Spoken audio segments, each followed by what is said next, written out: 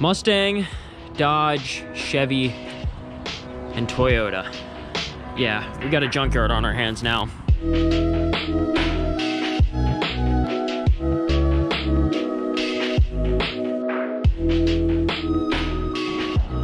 Really need to get rid of the Dodge here or just move it to the farm that Mike and I have, because I feel like that'd be really beneficial for us for content, because there's more space here for me to park the Chevy and the Mustang, because I don't know, I need to extend my driveway here at least out to like here to accommodate all these vehicles. I lose all this yard space and all this nice grass, but I think it'll be worth it because the Chungus is among us, and we need to make room for it.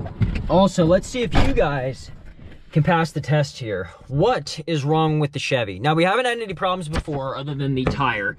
So it seems like whenever it rains, it pours with these types of vehicles. It's one thing after another. The Dodge has always been a basket case. The Chevy so far, it was just the tire. And I saw someone commented that maybe it was my exhaust pipe on the back that just got so hot that it just caused the tire to break apart and get all jacked up like it is. So hopefully that's not the case. Otherwise, we're gonna have to cut a little bit further back to try and save some of the heat, because it's a decent looking pipe where it comes out, little side pipe, straight pipe action. Here's what I have this morning. I put the key in the ignition, and after doing so, I don't think I would get any feedback normally. I turn it forward here to this position here. My radio comes on. I can have AC, whatever. I don't think this truck has AC, but I can have heat come along with it. I think it does actually have AC. I just don't know if it works. And the little wait to start logo should be on right now. This morning it did come on. Everything came on, response out of the gauges, everything was good.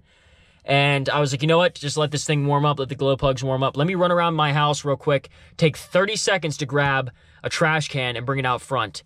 So I did that, came back, and the heat was on, like, I believe at like this setting here, just normal. The radio was on and playing.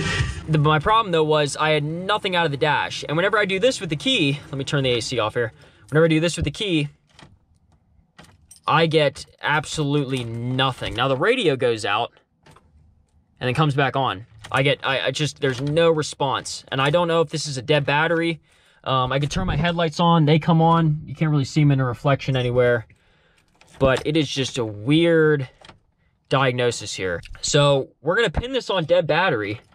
But you think I would get something out of it. And then I'd also need to figure out if it is a dead battery, where I'm losing power, because I got 2 batteries in this thing like any other good diesel. And yeah, I can't imagine what possibly could have caused this thing to shut off like it did. Before we tackle this though, I think it's gonna be a little bit more fun to paint the truck wheels, because who doesn't like goofing off instead of actually getting work done? Little bit of rust on these guys.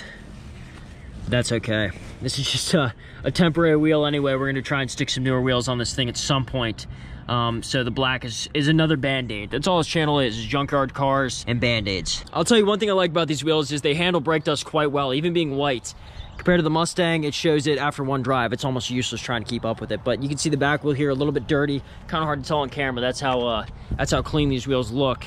And then this one a little bit shined up. But she's about ready for paint. Gonna let her dry for, I'd say, 30 more minutes. We totally towel dried it, so I think it's pretty good. Just got back from getting the Mustang tinted. I think it looks amazing. I mean, I don't know what it is about tint, but it just makes the car look like an evil villain car. Super badass. Yep, I think we got 15s in the front. I'm sure we got 15s in the front. And then on the back, I'm pretty sure we got 5. It would only make sense. So, I mean, it looks awesome. Yeah, totally different. Not too much more to say about a Mustang getting tint. I'll probably show some before and afters. You can check it out on my Instagram right down here, RFRacing 717. So whenever we do this, we're going to do it right. We're going to probably tape some of this up. I heard a tip a while ago from my father that said to put playing cards inside of the wheel. And, I mean, that's a cheap way. What's a deck of cards? Like $1. And what's funny is that I also saw a comment on yesterday's video about that I should actually do that. Real quick, I just want to show you. I'm going to try and do this with one hand. And after this, obviously, we're going to tape it up and make it nice. But I just want to show you the before and after real quick, a side-by-side comparison. Take 2.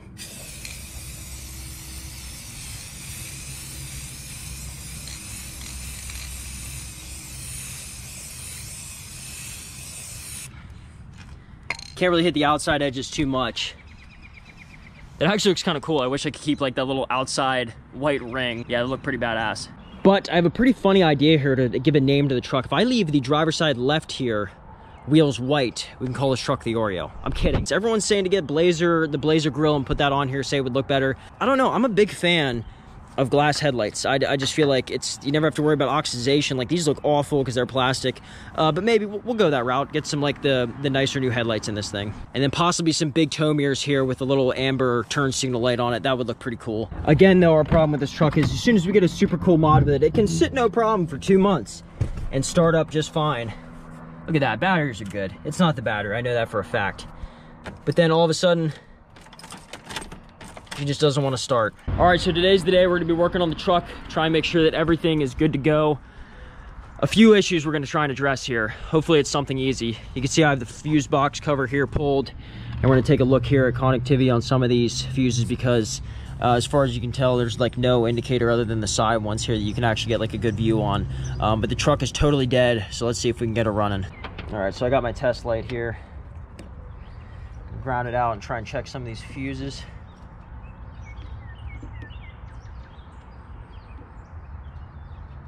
I'm sure you guys can't see this, but there's a little indicator light in here that comes on every time the shows conductivity. Ooh. All right, so we got one here that's not lighting up, and that is, I got my little cheat sheet here. Ignition. That sounds like something we need help with. Yep, nothing. I also realized I need to mount this. This thing is totally loose and just jumping all over the place. And sure enough, I don't know if you can see that, I think we found our problem. Nice and burnt in the middle. And I don't think I have this on me, so we're gonna have to go shopping real quick. So we went to AutoZone on 22 here, got the little 40 fuse. The closest place for me to shop is Advanced Auto. I'll tell you a story about that place at the end of the video. Do not go there. So let's give this a shot. Isn't it so sad whenever you like finally think you realize what the problem is with your vehicle, and it's like such a relief, and then you realize that that's not even the issue. Now I can't imagine a blown ignition fuse not being the problem, but let's see if we got her started. Oh, I got dash lights. No, like a lot of people can like attest to what I'm saying here. Whenever you finally get your vehicle started after you thought it was deadline, this thing was broken down for 3 days, and the problem was I never had time to look under the hood and just like take a look at it. Now I know it's a fuse is an easy thing, but there's a slew of reasons that could be wrong with your vehicle whenever it doesn't start. I mean, it could be the starter, something stupid with, I don't think this has an adjustable wheel steering column, but sometimes whenever you put it up and down, especially for 120 or almost 200,000 miles on this thing, it can break the wiring harness and the connections kind of get loose. So it's just so hard to troubleshoot whenever a vehicle is down like this. But the best place to check is the fuse box because it's so simple and very cheap. 5 minutes it took us to run down to the store and pick this up, and it was only $5. So I'd say it was a good day. One thing I never tested on this thing was the air conditioner. I wonder if this clutch actually engages and spins up. I'll have to test it next time we drive it. But for right now, the biggest thing, obviously, after we get the truck started, because that's the main thing, is we're probably going to fix the exhaust here to make sure it doesn't ruin our nice new tires and paint the other wheels. So here it is in daylight, the black wheels. It looks way better in person. The camera doesn't really do justice. GoPros suck. Mike swears by them for vlogging because they're very easy and it's very easy to adapt to. But if you're really going for like super quality, these are not your deal. So this is it with the black, and then we'll go around here and you guys can give me your opinion on the white wheels. Definitely about the black. Yeah, definitely about the black. The white doesn't look too bad. People were saying, oh, keep the white just because it's different. Everyone does black. But you know, I already got a vehicle that's a little strange because we got the 2500 here in a diesel, and this year that's a little strange because there weren't too many made, and it's just cool here to kind of just make this thing look nice and pretty. Also, should I paint the front bumper black?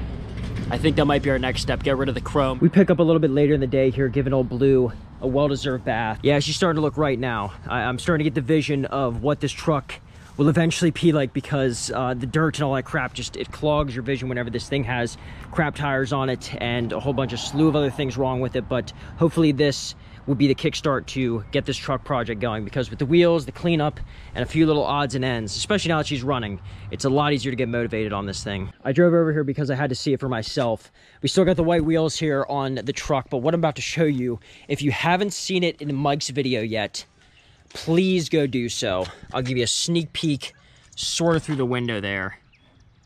Yep, that's the Blazer. Seems to be missing something there on the back. Go check it out on his channel. I come over here, the guy just taking a sawzall to his truck. I can't believe this. It was insane, and it looks great. So, and once he gets better tires on this thing, I'm sorry I had to take his, but his plan is to get bigger tires anyway. So, but he's just obviously could have sold and made money and gave it to me to help out. So, thank you again to Mike. It's a 4-wheel drive only night here at Street Speed's house. Actually, I'm pretty sure that the Toyota back there is all-wheel drive, and the Silverado, I'm pretty sure the 4-wheel drive and that works. I hope you guys enjoyed this video. Likes are always appreciated. I mean, I really appreciate the likes because I feel like right now is the time for this channel to really hit its stride. Every like will really help out and go just a super long way. I really appreciate all of the support I get from all you guys. I don't want to call you fans. That just sounds weird to me. Just people that view my videos, and the number of subscribers don't matter. The subscribers do. So I really do appreciate it. The staple of this channel, I hope this goes on far into the future, is I read all comments. I want to try and get back to as many comments as I can, negative, positive, whatever it is. Past videos, I've been told that I speak a little quick and need to slow down. I'm sorry about that. I don't know what it is. Nervous tick, I guess. But I've been having a great time making these videos, trying to bring some of this content to you guys, and I hope you stick around here in the future. I love you guys.